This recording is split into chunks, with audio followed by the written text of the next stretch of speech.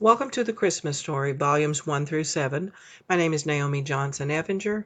I am with Legacy, the Society for Biblical Study, and I am both the record keeper and the storyteller for this volume. This is Volume 1 that we will begin. I want to welcome you to this presentation we've been doing for the past 20 years now.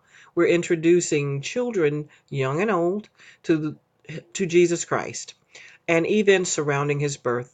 The story has had much added over the years in the way of culture and customs to help us better understand when it occurred and more.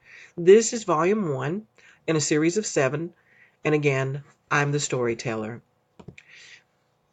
This is the record of the conception of Jesus Christ. Let's begin by determining the purpose of this volume in telling the story. The purpose is to teach the children the accuracy of the word about the conception of John the Baptist. Do you know what faithful means? Well, it means to obey principles or rules that are put in front of you and to do what you should do every single time you set out to do that something.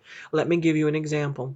When you get up in the morning, you pray, you brush your teeth, you wash your face and hands. Well, that's being faithful. You do it over and over and over again, and nobody has to tell you to do it. This story opens in Luke chapter 1, verses 5 through 7. There were in the days of Herod, the king of Judea, a certain priest named Zacharias. When God gives you little details like that, he's getting you to understand he's telling you something. He's telling you the year that this occurred, which was 4 BC. Herod was the king. Zacharias was actually carrying out the course of Abiyah. When he carried out the course of Abiyah, there's a specific time period that this occurs and a specific period of time that he works that course. Zacharias had a lovely wife. Her name was Elizabeth. She was one of the daughters of Aharon. Just as Zacharias came from the line of the priesthood, his wife did too. They were both righteous before God, walking in all the commandments and ordinances of the Lord. They were blameless. But they had no child because Elizabeth was barren, and they were now well stricken in age, meaning they were old. And the one thing that they wanted was a child. This made them very sad.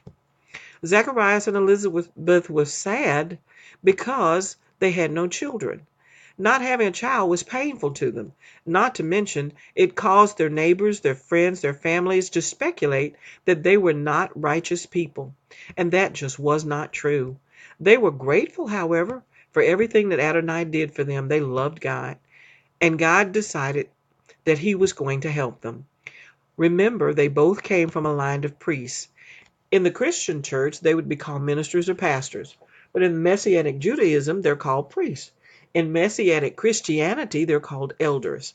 The tradition of the people that he came from, Hebrew or Israelite, meant that all the priests had specific jobs and duties they had to perform in the temple at different times of the year.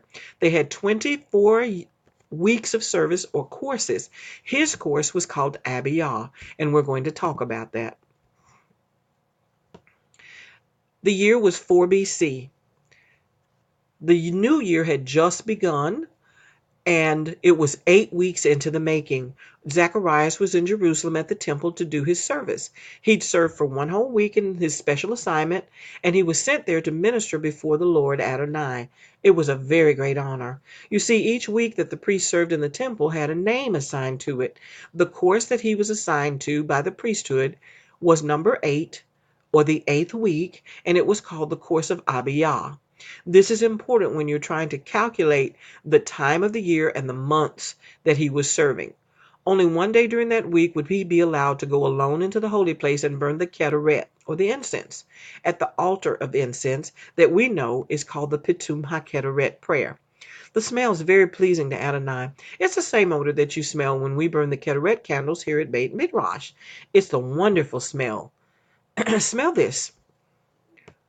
Is that not a wonderful odor? There are special commandments regarding this incense that have been given in Exodus 30, verses 34 through 38, but that's another teaching altogether.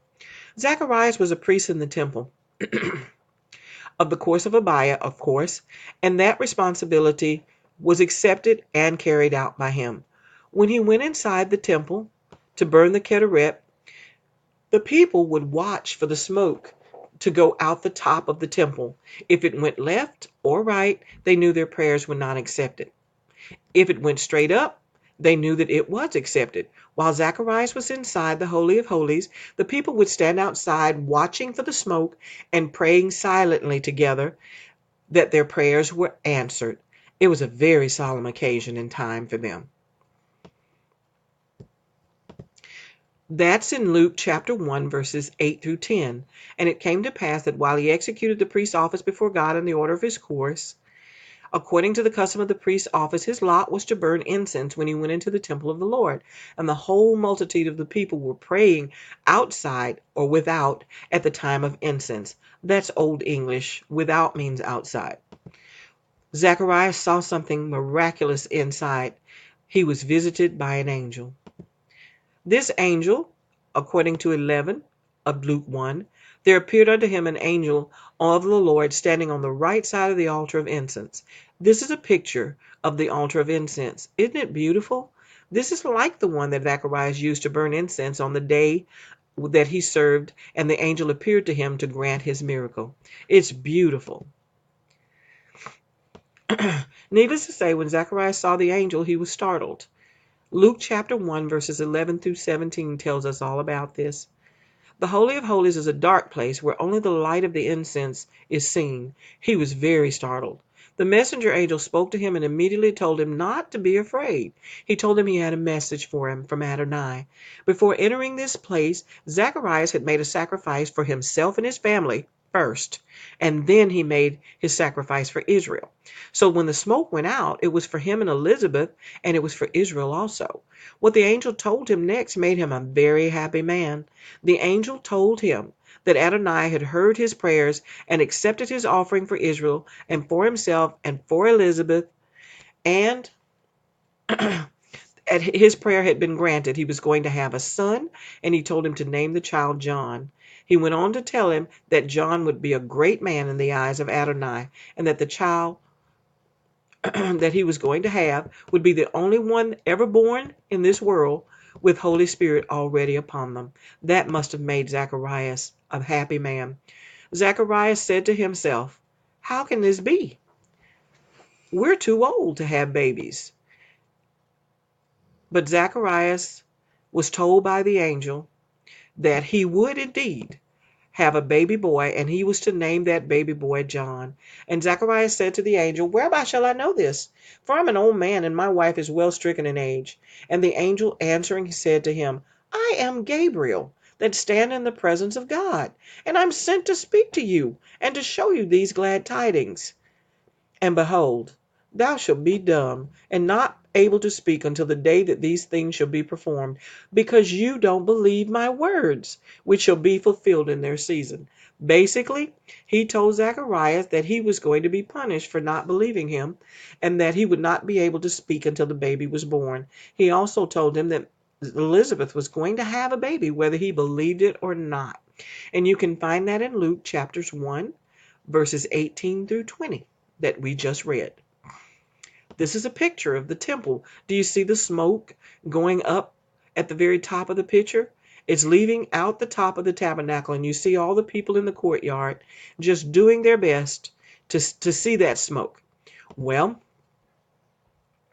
it must have been a painful thing to Zacharias, but he was unable to make the blessing. They were waiting outside for him to come out and do the blessing, but he wasn't able to do it. The angel told Zacharias in the temple that he wouldn't be able to do it. He wouldn't be able to speak. And he wasn't. The only thing he could do when he got outside was sign language. Outside, the people were still watching for Zachariah. They were surprised that he was staying so long in the temple. That got their attention. Then Zachariah came out, but he could not speak to them. So the people knew. They knew he had seen a vision, because the prophecy said this would happen if that happened inside the Holy of Holies, that the priest would not be able to perform the blessing. They knew he had seen a vision inside the temple. He was not able to speak, so he could only make signs to the people. That's from Luke chapter 1, verses 21 and 22.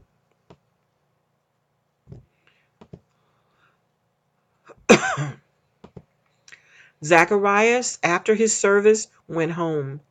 He went home to Elizabeth to start a new chapter in their lives. The course of Abia he had finished. Elizabeth and Zachariah were about to become new parents, but he still couldn't tell her anything that had happened. He could only make gestures. When his time of service was finished, the course of Abia, he went home. Later, Zachariah's wife became pregnant, so she did not go out of her house for 5 months. It was a custom that for the first 2 trimesters of the wife's pregnancy, she never left home. She stayed home and guarded the pregnancy and waited until she was at least 5 to 6 months pregnant before she could leave. This is what Elizabeth said. Look what the Lord has done for me. He's helped me. Now people will stop thinking there's something wrong with me. When a couple did not have children in the ancient days of Zacharias and Elizabeth, they were considered cursed, and they had sinned. That was not the case for these people. They were upright and righteous people. We read that in the beginning. So this stopped the talking about them behind their back. He helped them by giving them a baby boy of all things, which is more important in their culture than having a girl. Now, no one could say anything hurtful or anything negative about God's faithful and righteous people because God had blessed them with a means of shutting their mouths. That ends this volume 1, The Conception of John the Baptist. Please join us next week for volume 2, The Record of the Conception of Jesus Christ. Thank you.